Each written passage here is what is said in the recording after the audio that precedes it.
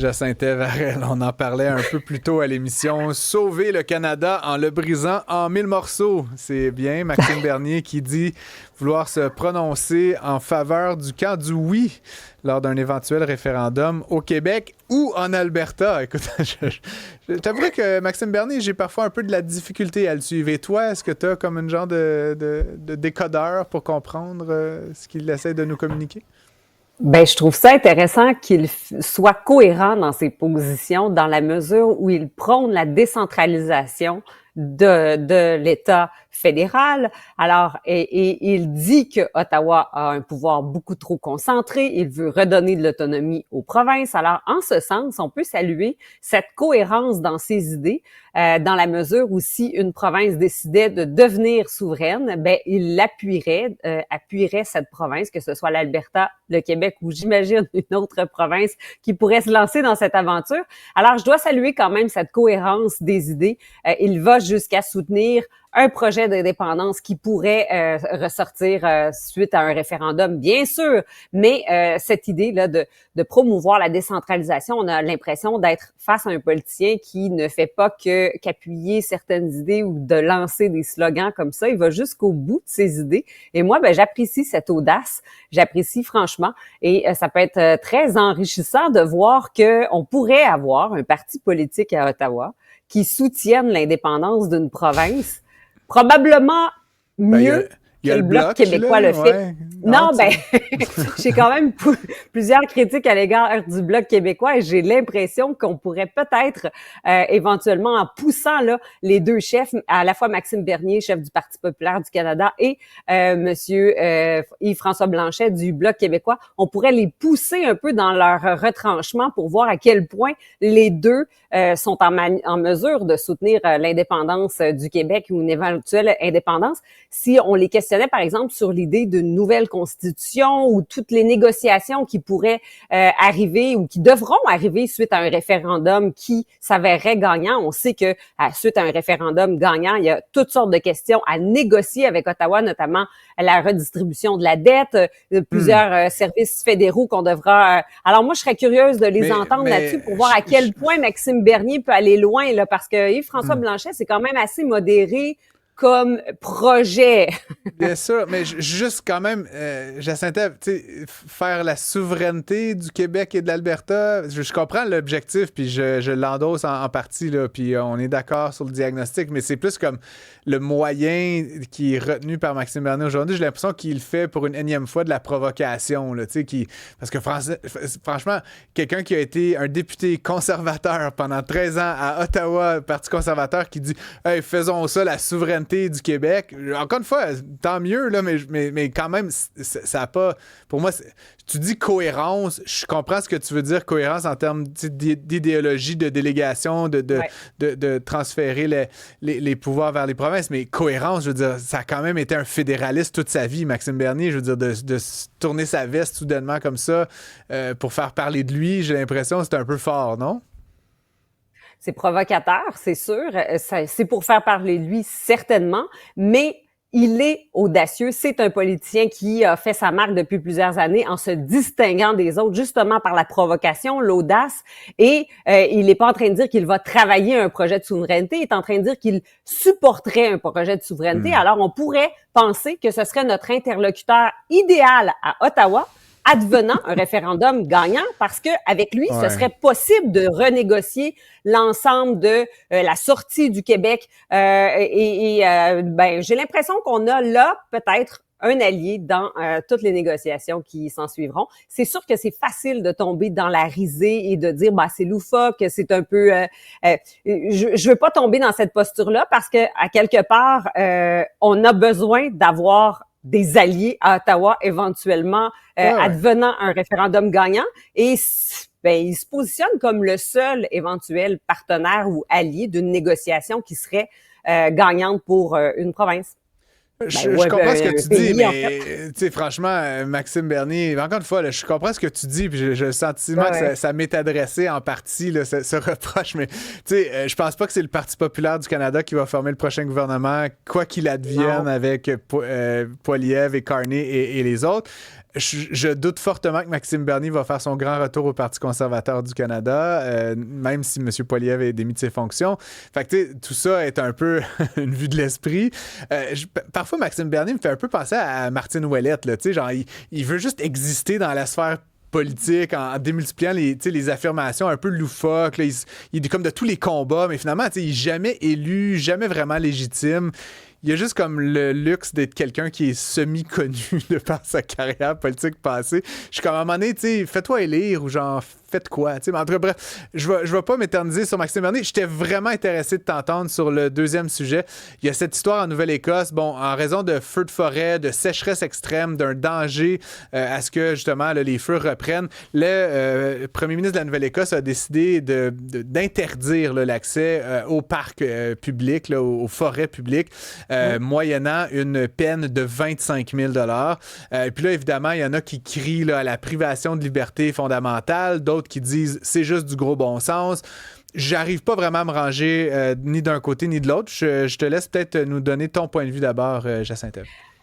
Oui, ben c'est majeur, là. C'est la Nouvelle-Écosse qui interdit l'accès à toutes les forêts et même les milieux boisés dans les villes sont fermés jusqu'au 15 octobre.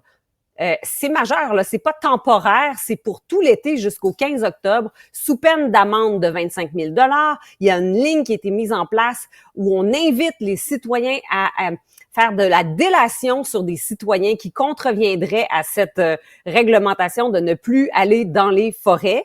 C'est majeur. Il y a le Nouveau-Brunswick aussi qui a emboîté le pas et même l'île du Prince-Édouard qui interdit les feux chez soi, dans son foyer. Si vous avez un foyer en briques là avec un pare-étincelle et vous avez tout ce qu'il faut, ben vous pouvez plus faire de feu à l'île du Prince-Édouard. Même chose pour les terrains de camping, même si vous avez un emplacement pour les feux. Je trouve qu'on va très loin. À cet exemple-là, je pourrais dire, ben si on décide qu'il y a trop de noyades au Québec, est-ce qu'on va interdire les piscines? Est-ce qu'on va interdire l'accès à nos lacs et nos rivières sous prétexte qu'on veut prévenir les noyades? C'est un peu ça qu'on fait, là. On met des énormes mesures liberticides pour la durée de tout l'été pour prévenir des feux de forêt plutôt que d'y aller avec de la sensibilisation, de l'éducation. On infantilise les citoyens et on les déresponsabilise à l'égard de faire des feux de manière responsable ou de simplement, imaginez le même aller à la pêche dans la forêt, c'est rendu interdit en Nouvelle-Écosse sous peine de 25 000 $ d'amende, là, ça va loin. C'est pas juste une interdiction de faire des feux, c'est une interdiction de pratiquer une marche dans la forêt ou aller simplement pêcher parce qu'on doit traverser dans la forêt, on doit pénétrer dans une forêt. C'est complètement débile. L'île du Prince-Édouard, l'amende est de 50 000 $ si on fait un feu chez soi. Encore une fois, je le dis, dans une installation sécuritaire avec un pare-étincelle. On va très loin dans l'infantilisation et je trouve qu'on est en train de franchir... Je veux juste comme, encore une fois, point de vue divergent, là, mais ces catastrophes naturelles-là coûtent des centaines de millions de dollars là, au Canada actuellement. Je comprends ce que tu dis. Je pense juste que, bon, on peut évidemment permettre à quelqu'un d'aller marcher dans la forêt, puis un autre, puis à un moment donné, il y a un tata qui fume une cigarette ou tu comprends, qui se fait un feu. Tu comprends ce que je veux dire? Ouais. C'est qu'à un moment donné, justement, la forêt est un lieu de non-supervision à peu près totale. Moi, je suis un grand amoureux de la forêt, mais tu sais que je comprends ce que tu dis sur l'infantilisation, mais c'est qu'à un moment donné, quel risque est-ce que collectivement on est prêt à prendre pour justement détruire potentiellement d'immenses forêts, puis engendrer des coûts ça n'a rien à voir avec 25 000 $. Là, quand je te parle de millions, dizaines de millions, centaines de millions de dollars de destruction, à la limite, je trouve que le 25 000 $ est comme marginal. Puis là, évidemment, tu as tous ces espèces de fâchés de la poire là, qui ont décidé qu'ils bravaient ça, l'interdiction. Il y en a un là, qui s'est glorifié énormément ces derniers jours. D'ailleurs, il était en première page du Toronto Star ce matin. Je suis toujours un peu ambivalent. Je suis d'accord avec toi qu'il y a une conversation à y avoir puis que la mesure est peut-être un peu extrême. En même temps, de ceux qui disent que finalement, le Canada Canada est devenu une dictature puis un fascisme, je suis comme, hey, prends ton gaz égal, Coco. Là. Je pense qu'on peut s'entendre. Il y a un vrai danger. Puis je n'ai pas, moi, de solution alternative à celle-là à proposer. Je sais pas si tu en connais, mais soit la forêt, tout le monde peut y aller, puis tu as les fumeurs, puis les allumeurs, puis tout ça, ou soit personne peut y aller, puis effectivement, ça donne ce qu'on voit actuellement. Mais j'ai de la misère à imaginer un entre-deux. Oui, mais il y a un vrai danger à se noyer dans les rivières et dans les lacs aussi. Est-ce qu'on va interdire l'accès aux rivières et aux lacs? La noyade, c'est un par un. Détruire une forêt, c'est des millions d'hectares par millions d'hectares. T'sais, si tu te noies, c'est ton problème. Si tu détruis la moitié de la province, c'est notre problème. T'sais.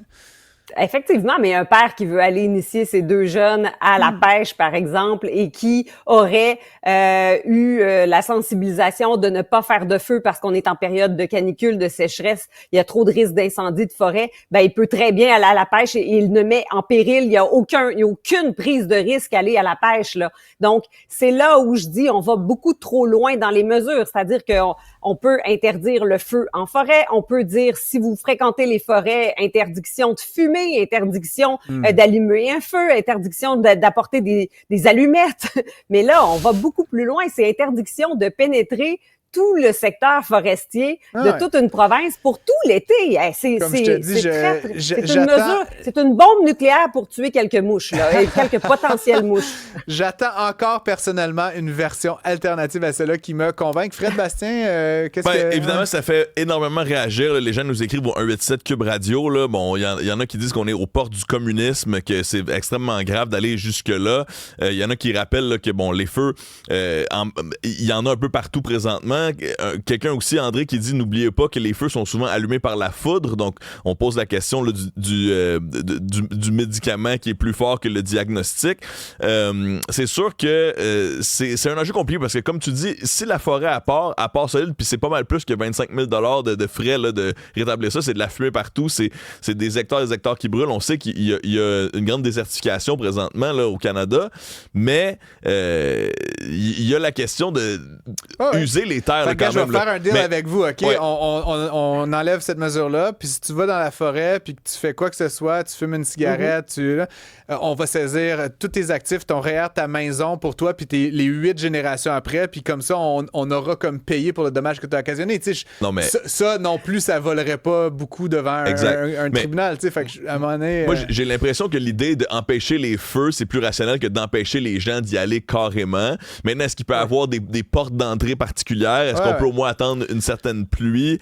Moi, j'ai vu des gens allumer des feux dans des forêts alors qu'il y avait des interdictions de feu parce que, tu sais, là, franchement, c'est du niaisage. Le gouvernement, tu sais, après, comme je dis, on pense tous qu'on est plus hot que la nature jusqu'à temps qu'on fasse flober pour 10 millions de dollars de forêt publique.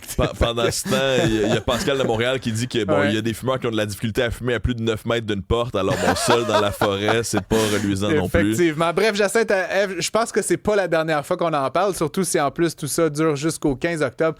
Entre-temps, évidemment, soit vous vous conformez ou soit vous prenez des tickets de 25 000 $.